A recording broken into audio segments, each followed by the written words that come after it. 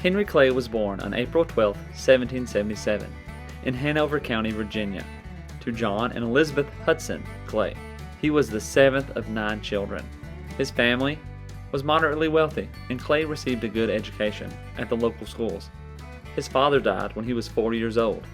His mother and stepfather moved to Versailles, Kentucky.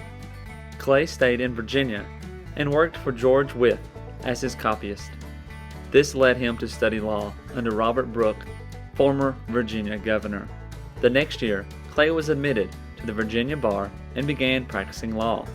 He moved to Lexington, Kentucky in 1797 and began practicing law there. In 1799, he married Lucretia Hart, daughter of Thomas Hart. They had 11 children together. In the same year, during the Kentucky Constitutional Convention, Clay campaigned for the gradual emancipation of slaves in Kentucky. His first elected office came in 1803. He was elected to the Kentucky legislature. Over the next few years, he would serve in the Kentucky General Assembly and become the Speaker of the House. In 1806, Clay became known nationally when he represented Aaron Burr, who was charged with treason. Also in 1806, Clay was appointed to the U.S. Senate after John Adair had to step aside. He was 29 years old. In 1810, he finished another unexpired term in the U.S. Senate. In 1811, Clay was elected to the U.S. House of Representatives and became the Speaker of the House. He held this office many times throughout his career, in 1811 to 14, 1815 to 21, 1823 to 25, and he was also a U.S. Senator in 1806 to 1807, 1810 to 1811, 1831 to 1842, and 1849 to 1852. Clay was a Warhawk. He pushed for America to take on the British, who were capturing Americans on ships and causing problems with trade. He was a strong supporter of the War of 1812. After the war, Clay was one of the delegates appointed to negotiate peace at the Treaty of Ghent. In 1817, Clay came out against Andrew Jackson's invasion of Florida, making Jackson a political enemy for his entire career. On other issues, he supported a national bank, and he was the key player in the Missouri Compromise, which helped balance slave states versus free states. In 1833, Clay's Compromise tariff of 1833 prevented South Carolina from breaking away from the U.S.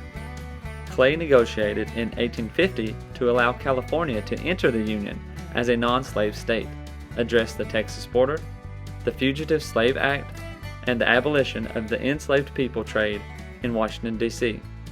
Through his work in Washington, D.C., Clay earned the nickname the Great Compromiser. He was also admired by Abraham Lincoln. Over his career, Clay sought the highest office in the land. He ran for president a total of 5 times, but 2 of those times he did not get his party's nomination, so he only ran in 3 general elections. The first attempt came in 1824, but Clay was overshadowed by John Quincy Adams and Andrew Jackson. In a controversial turn of events, Clay did end up as the Secretary of State in the Adams administration. He ran for president again in 1832 against Jackson, but lost. He remained in the Senate as the head of the Whig Party and fought against Jackson's administration. He opposed, unsuccessfully, the Indian Removal Act. In 1844, he was nominated by the Whig Party as its presidential candidate. He was defeated by James K. Polk. In his third general election attempt for president, Clay opposed the declaration of war against Mexico. His son, Henry Clay Jr., was one of the casualties of that war. One issue Clay could never handle was slavery. He opposed the spread of slavery in other states, but owned slaves himself. This issue is one of many reasons why he was never able to become president. Throughout Clay's life, he always remained in the politics of the nation. He died of tuberculosis on June 29, 1852. He was laid in the Capitol Rotunda and was the first person to receive that honor. He is buried in Lexington, Kentucky. I hope you've enjoyed learning about Henry Clay. He was one of the most important politicians of his day, and probably the most important politician ever from the state of Kentucky. His impact was felt across Kentucky and the nation.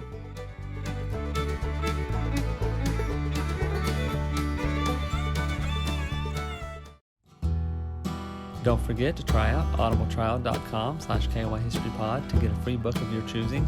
If you'd like to support the channel, check out our Patreon page at patreon.com/KYHistoryPod. Like, subscribe, and hit the notification button for more Kentucky history content. Find us on these social media platforms and check out the Kentucky History Podcast on these podcast platforms for more in-depth history of Kentucky. Thanks for watching, and we'll see you next time.